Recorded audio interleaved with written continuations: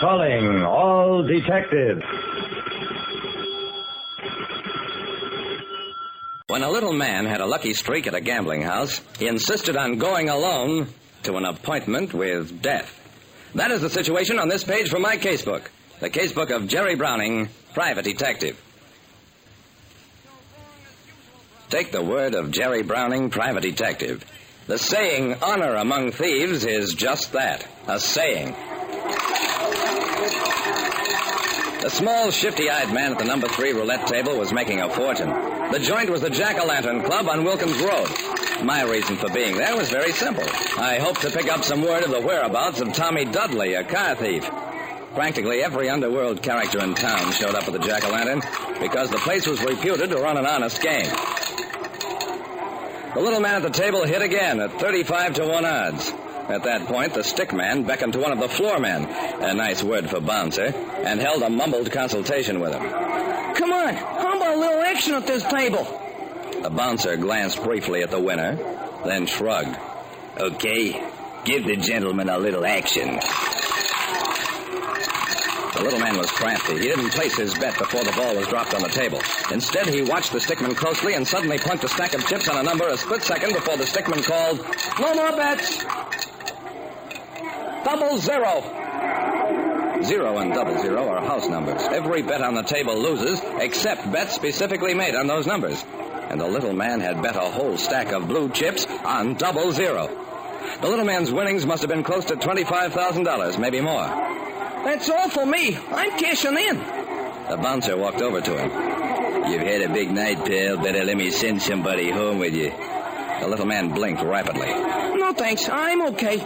Just pay me off. 32 grand, and I'll take care of myself. That was the last time I saw the little man. The next morning's papers carried the story. His body, with 3 bullet holes in it, was found just outside of town in a ditch. When a little man won a fortune at a gambling house and refused an escort, his body was later found in a ditch. Sitting in the police car alongside of me, Lieutenant Dawson was unhappy. Jerry, you say you were at that roulette table when Mallow won all that money. How can you say you didn't notice anybody watching him? There were 100 people watching him, Dawson. I mean, I didn't notice anybody special, no cutthroats or hoods. Dawson shook his head. Well, somebody sure did.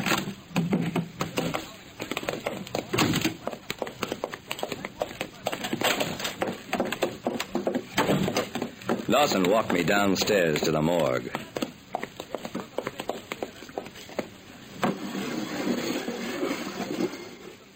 I gazed at the body on the slab. Yeah, that's the man. What'd you say his name was? Mallow. Frank Mallow, racetrack tipster, pickpocket, shoplifter. That was probably the most money he ever had in his life. And it cost him his life.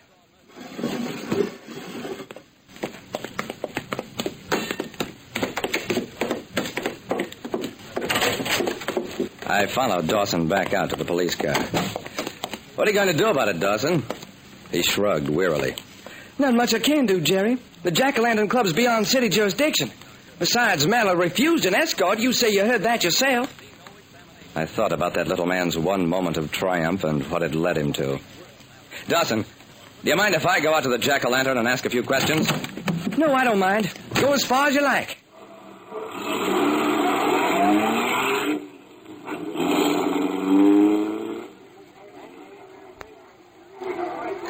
The gambling joint was just as crowded as it had been the night before, but nobody was winning there tonight. A lot of money changed hands, but it all went to the stick man. I looked for the bouncer who'd talked to Mallow, found him leaning against a doorway and staring up at the ceiling. When a man makes a big win, don't you insist on sending an escort with him? The bouncer didn't bother to look down. Let's see your badge. I'm a private dick and you know it. The bouncer lowered his gaze. Yeah. And here's what you ought to know. If you ain't out of here in 5 minutes, you'll be carried out. It was important to find out whether he meant it, so who's big enough to do it? The bouncer didn't answer. He just went into action. It was a fine fight while it lasted, which was about 30 seconds. 3 other bouncers came up out of nowhere, jumped me, and... Take him out to his car. Stay there till he comes to and make sure he leaves.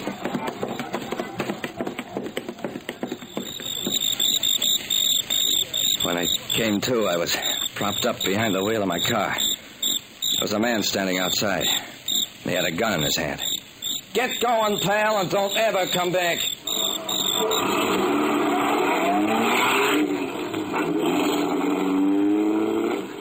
Okay, so now I knew. They meant it. They were willing to risk roughing up a private detective and throwing the place into an uproar rather than answer questions about Mallow.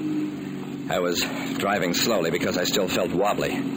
I wasn't more than a mile from the place when another car with two men in it came up from behind, drew parallel with me. A man leaned out, shouted something at me, then waved me to the side of the road. I had no choice. I pulled over. As soon as I saw who was coming toward me, I knew it wasn't trouble for me. It was Big Ed Talcott, the bookmaker. You okay, Jerry? I grinned. Yeah, thanks, Ed. I'm okay. But why did they put the slug on you, Jerry? Wasn't it kind of sudden? Not to me, Ed. I was proving a point. You take the punk Mallow who got killed last night. I asked myself, would a punk like that ever have the nerve to run a winning streak to 30 grand? Would he, Ed? Ed thought about that. No, I don't think he would. That's what I thought, too. Now, take a joint like the Jack-o'-lantern that's supposed to run an honest game. Only it doesn't. A joint like that needs winners for advertising. So they hire somebody to win, somebody like Mallow, a guy who places his bets at the last second so nobody else can share his winning streak. But suppose he gets ideas, like keeping his winnings, for instance. That's bad, isn't it, Ed? Big Ed rubbed his chin. Yeah, Jerry. That's very bad. They'd certainly have to kill him. I smiled. Well, thanks for worrying about me, Ed. I'll see you around sometime. That's okay, Jerry. And thanks to you.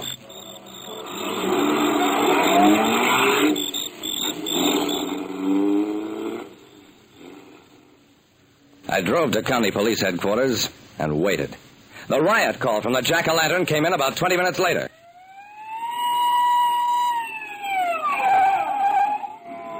When we got to the Jack-o'-lantern, the place was a shambles.